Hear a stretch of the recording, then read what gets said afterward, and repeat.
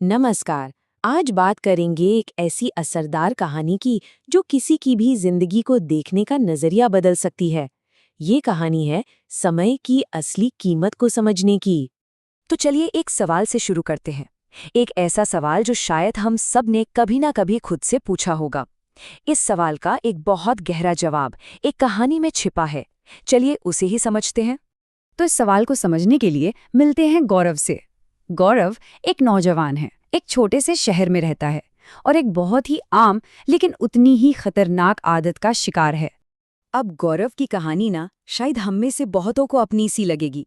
मतलब उसमें टैलेंट की कोई कमी नहीं थी, लेकिन वो हमेशा पीछे रह जाता था। क्यों? सिर्फ अपनी एक आदत की वजह से, और इस सोच की वजह से कि अरे बाद में कर लेंगे, अभी तो बहुत टाइम है। तो होता क्या था, उसके दिन बस यूं ही निकल जाते थे। पढ़ाई पर ध्यान देना है, लेकिन नहीं, पहले दोस्तों के साथ घूमना फिरना जरूरी था। और जब दोस्तों से फुर्सत मिलती तो उसका सारा टाइम सोशल मीडिया की रील स्क्रॉल करने में चला जाता था। मतलब एक के बाद एक, और समय कहाँ गया पता ही नहीं चलता। और नतीजा हर बार एक ही होता था। जो जरूरी काम थे वो बस टलते जाते थे। अब गौरव परेशान हो गया। वो देख रहा था कि उसके सारे दोस्त जिंदगी में आगे बढ़ रहे हैं और वो बस वहीं का वहीं खड़ा है। आखिरकार उसने तय किया कि उसे मदद चाहिए, और वो पहुंच गया एक बहुत ही ज्ञानी, एक बुद्धिमान बुजुर्ग के पास। गौरव ने उनके सामने अपना सारा दुखड़ा रो दिया, और उस ज्ञानी व्यक्ति ने बड़े ध्यान से उसकी सारी बात सुनी, और फिर उन्होंने उसकी असली समस्या की जड़ बताई। वो ज्ञानी व्यक्ति तो फौरन समझ गए कि असल दिक्कत क्या है, पर उन्होंने सीधे सीधे जवाब नहीं दिया, बल्कि उन्होंने गौरव को एक कहानी सुनाने का फैसला किया। एक ऐसी कहानी जो इस सबक को उसके दिमाग में हमेशा के लिए बैठा दे। तो चलिए अब उस कहानी को सुनते हैं जो इस पूरे सबक का सार है। ये कहानी है एक बहुत दयालु राजा की और एक बेहद आलसी गरीब इंसान की। उस आदमी की हालत देखकर राजा को उस पर बड़ा तरस आया, और उन्होंने उसे एक ऐसा मौका दिया जो किसी की भी किस्मत बदल दे। राजा ने उसे अपनी जिंदगी बदलने का एक दिन दिया। अब ये सुनकर तो वो आदमी खुशी से पागल हो गया। वो दौड़ता हुआ अपने घर गया, अपनी पत्नी को ये खुशखबरी सुनाने। लेकिन यहीं से उसकी पुरानी आदतें फिर से उस पर हावी होने लगीं। अब देखिए कि उस आदमी ने अपना वो सुनहरा दिन कैसे गंवाया। सुबह हुई तो उसने सोचा, अरे अभी तो बहुत टाइम है, पहले आराम से खाना खा लेता हूँ। खाना खाकर दोपहर हुई तो नींद आने लगी। उसने सोचा, चलो 1-2 घंटे सो लेता हूँ, क्या फर्क पड़ता है। वो 2 घंटे कब 4 घंटे में बदल गए पता ही नहीं चला। फिर उठा तो देखा बाहर बहुत गर्मी है, तो वो एक पेड़ के नीचे आराम करने लगा और फिर से सो गया।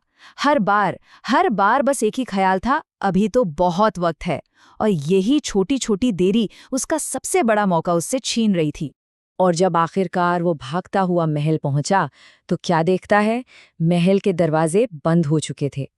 सूरज डूब चुका था। उसकी जिंदगी बदलने वाला वो सुनहरा मौका हाथ से निकल गया। क्यों? क्योंकि उसने दिए हुए वक्त की कोई कीमत ही नहीं समझी।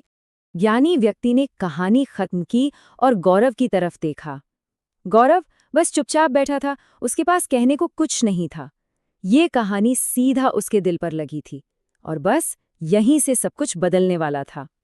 असल में गौरव को उस आलसी आदमी की कहानी में अपनी ही परछाई दिख गई थी।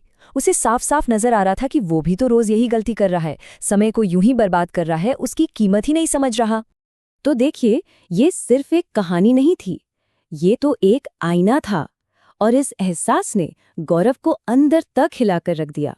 गौरव ने उस ज्ञानी व्यक्ति का शुक्रिया अदा किया और एक नई सोच के साथ घर लौट आया, और उसी दिन उसी पल उसने एक फैसला किया, और बस वहीं से उसकी पूरी जिंदगी बदल गई। सबसे पहले उसने टाल-मटोल करने की अपनी आदत को जड़ से उखाड़ फेंका।